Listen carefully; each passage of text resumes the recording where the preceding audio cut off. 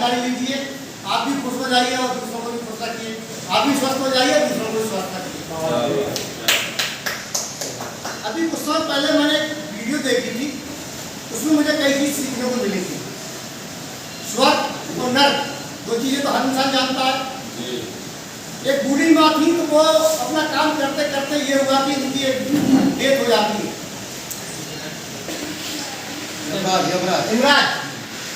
इमराज से पूछा उन्होंने कि साहब मुझे कहाँ लेके जाएंगे, आप स्वर्ग में लेके जाएंगे या नर्क में लेके जाएंगे? तो उन्होंने कहा ऐसा है, हम पहले ईश्वर से मुलाकात कराएंगे। बोले टुल्लू के आपको दर्शन कराएंगे डायरेक्ट। तो उन्होंने कहा कि ऐसा करो, मुझे स्वर्ग और नर्क दोनों दिखा दो बेटा, तो बहुत मेहरबानी आपकी रहेगी। तो उन्होंने कहा कि ऐसा है, आप बेफिक्र रहिए, जब आपने सवाल कर दिया मुझसे स्वर्ग भी दिखाना है, आपको नर्क भी दिखाना है। तो वो चलते चलते पहले नर्क में पहुंचे। जब वहां नर्क में आप देखते हैं तो लोग परेशान हैं, बीमार हैं, भूखे हैं, प्यासे हैं, और कुछ दूर पे जो एक कड़ाव है बहुत बड़ा, उस कड़ाव के अंदर खीर बन रही है और सारी मेवाएं पड़ी हुई हैं, बहुत ही खुशबू आ रही है, इतनी 100 फीट की ऊंचाई पे। तब तो ये लोग सोच रहे हैं कि 100 फीट की ऊंचाई पे तो इतना बढ़िया मांस बन रहा है, खुशबू आ रही है, लेकिन क्या है, वहाँ आलसी लोगों की तादाद बहुत है। आलसी लोगों की तादाद बहुत है, यानी खीर मिल सकती है, लेकिन बोले यार ये नहीं जा रहा, मैं क्यों जाऊँ, ये नहीं जा रहा, मैं क्यों जाऊँ, तो घूम कर प्यास तुम्हारा परेशानी, दिमागी टेंशन। तो ये हमारे क्या नर्क का हाल बता रहा हूँ। तो बोले बेटा ये तो देख लिया, मुझे जो स्वर्ग में ले चलिए आप। अब स्वर्ग पहुँचते हैं, जैसे नर्क में पेड़ पौधे खुशबूदार जो देख रही थी, इसमें खीर भी बड़ी है बहुत खुशबूदार, तो सब देख रहे हैं, और वहाँ बगीचे भी हैं, सब कुछ है, लेकिन क्या है, उनको काम करने की, कुछ करने की हिम्मत ही नहीं किसी की। अब बोले चलो स्वर्ग में लेके चलिए। अब इमरान साहब स्वर्ग में लेके जब जाते हैं उनके लिए, जब उन्होंने देखा वहाँ हंस रहे हैं, मुस्कुरा रहे हैं, खा रहे हैं, पी रहे हैं, एंजॉयमेंट। जब उन्होंने देखा भाई यहाँ के रीजन जो नर्क में था, पेड़ पौधे जो बढ़िया कढ़ाई टाइप में वैसे मेवे सब पड़े हुए हैं, वहाँ खुशबू आ रही है, लेकिन वो क्या था वहाँ पर, उन्हीं लोगों में जो स्वर्ग में थे, उनमें काम करने वाली क्षमता थी। उन्होंने कहा काम करने वाली क्षमता थी, क्या थी, उन्होंने पेड़ पौधों से बांस की बल्लियाँ निकालना शुरू कर दी, बांस की 100 फीट की सीढ़ी बनाई। अब जो 100 फीट की सीढ़ी उन्होंने बनाई, एक चल गया उनमें साथी उनका, बोले डोलची से भाई कितने लोग अपने भाई लोग हैं, सबको खीर निकाली और सबको भैया पड़ोस में सबको निकाला। अब आराम से खा के वो एंजॉयमेंट कर रहे हैं, बढ़िया खीर का एंजॉय पूरा ले रहे हैं, सब बढ़िया खा रहे हैं। जब बढ़िया खाना मिलेगा तो माइंड फ्रेश होगा नहीं होगा? जब हम बढ़िया काम करेंगे तो हमारा घर का भी खर्चा होगा, बाहर के भी शौक पूरे होंगे, बच्चे भी एजुकेशन लेंगे और हम भी भुगतान लेंगे, हमारा सेहत भी अच्छा रहेगा। कहने का मकसद ये है, हम लोग आलसी लोग स्वर्ग और नर्क यहाँ पर है, अपनी इंडिया में ही है, दुनिया में है स्वर्ग नर्क, लेकिन क्या है, हमें अपना समय का समय बेकार नहीं जाने देना।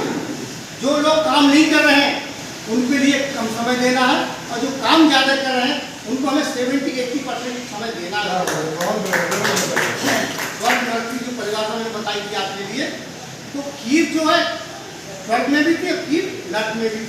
तो ऐसे पैसा हमारा जो है यहाँ पर है, लेकिन क्या है कि हमें अपने आप को, अपने साथियों को, अपनी टीम को मोटिवेशन लेना है, और जो हमारी सीनियर टीम है उसका भी पूरा सपोर्ट करना है।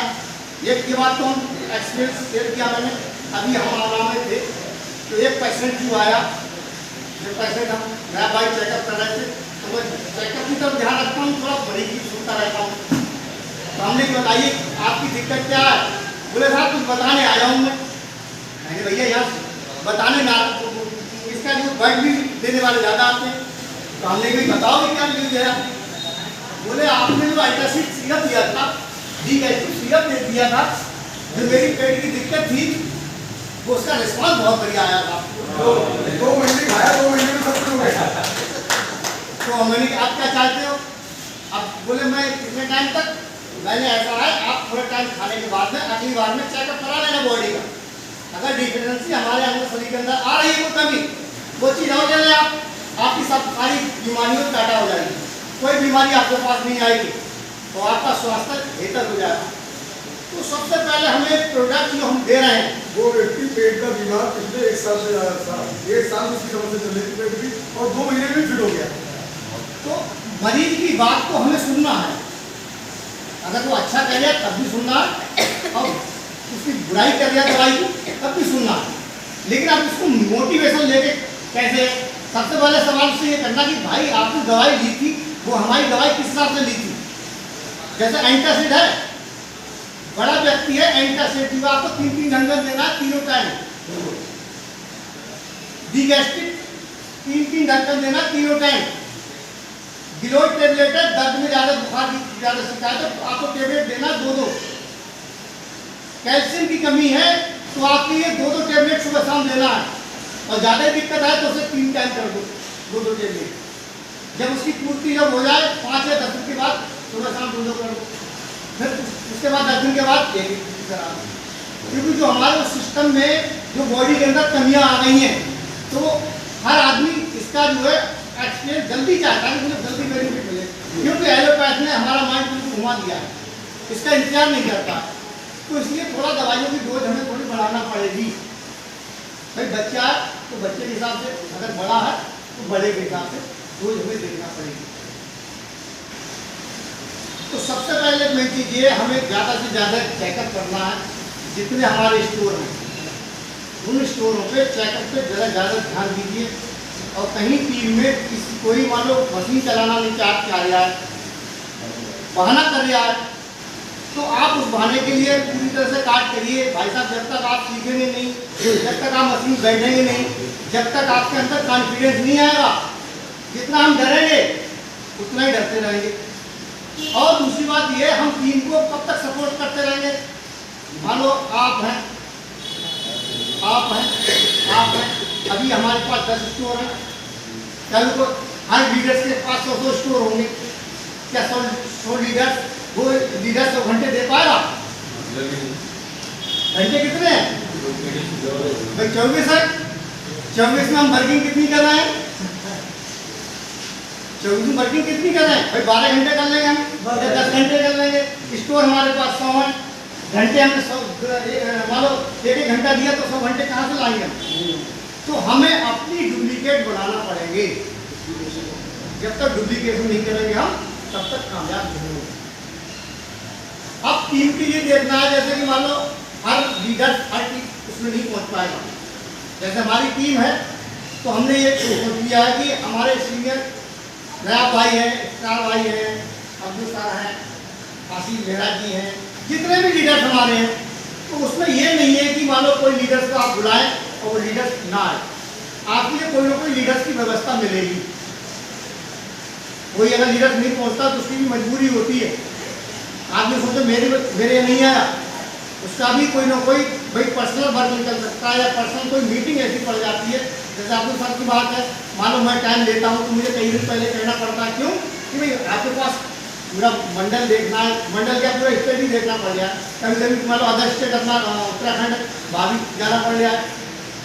तो उसमें जो है हम लोग ये तो माइंड से निकाल दें कि हमारा सीनियर नहीं आ रहा, नहीं सुन रहा, इसके आगे मजबूरी होगी, सब नहीं सुन रहा होगा। मैं आपको पूरा मोटिवेशन, ऐसे हमारा एचओ से हमारे पास फोन आते हैं, बोले सर कोई दिक्कत कोई परेशानी हो मुझे बताइए आप। तो कब फोन आएंगे आपके पास? जब आपका वर्क दिखेगा। बिल्कुल। जब आप वर्किंग दिखाएंगे कंपनी को, चलते हुए सूरज, उगते हुए सूरज को सब सलाम करते हैं, डूबते हुए सूरज कोई सलाम नहीं करता। तो आप उगते हुए सूरज बनिए, जो यहाँ से लेके एचओ तक आपका डंका बजे। फलान साहब आ रहे हैं, डायरेक्टर साहब आ रहे हैं, चेयरमैन साहब आ रहे हैं, डायमंड चेयरमैन साहब आ रहे हैं। तो हम चाहते हैं बरेली का डंका इस हिसाब से बजना चाहिए साथियों। और मेरी दुआ भी यही है और मैं कोशिश भी यही करता हूँ कि इंशाअल्लाह ताला आप सब लोग जल्दी जल्दी डायरेक्टर बने और कुछ साथी हमारे चेयरमैन बने। मैं अपनी बात को खत्म करना चाहता हूँ और आइए।